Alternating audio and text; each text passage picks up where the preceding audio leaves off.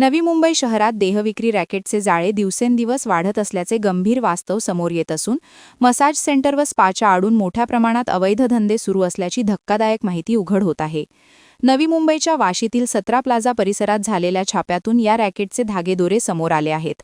High profile भागात सुरू असलेल्या या अनैतिक व्यवसायाचा एपीएमसी पोलिसांनी पर्दाफाश करत अनेक मुलींची सुटका केली आहे.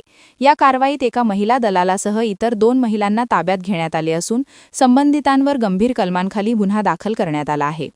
मिळालेल्या माहितीनुसार सामाजिक कार्यकर्त्यांकडून मिळालेल्या माहितीच्या आधारे डीसीपी पंकज दहाणे झोन 1 यांच्या मार्गदर्शनाखाली एपीएमसी पोलिसांनी सापळा रचला. त्यानुसार वाशी सेक्टर 19D येथील 17 प्लाझा इमारतीतील एका हॉटेल व मसाज स्पा सेंटरवर छापा टाकण्यात आला आणि आरोपींना ताब्यात घेण्यात आले.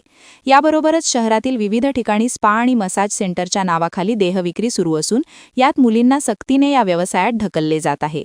काही प्रकरणांमध्ये परदेशी महिलांचाही सहभाग आढळून आला असून बांगलादेश, थायलंड तसेच इतर देशांतील महिलांना या रॅकेटमध्ये ओढले जात असल्याची भीती व्यक्त होत आहे. या सर्व घटनांच्या पार्श्वभूमीवर नवी मुंबई पोलिसांनी ऑल आउट ऑपरेशन जारी केले आहे. या अंतर्गत संशयित जागांवर छापेमारी, पीडित महिलांची सुटका, दलालांना अटक अशा कारवाया सातत्याने होत आहेत. असे असले तरी या रॅकेटचा सखोल तपास करून मुख्य सूत्रधारांपर्यंत पोहोचणे गरजेचे आहे.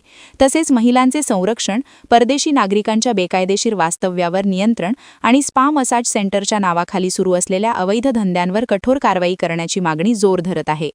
वादळवारा लाईव्हसाठी अमोल कांबळे, नवी मुंबई. नवी मुंबई व रायगड जिल्ह्यातील ताज्या बातम्या आणि घडामोडींसाठी सबस्क्राईब करा वादळवारा लाईव्ह चॅनल आणि दाबा बेल आयकॉन.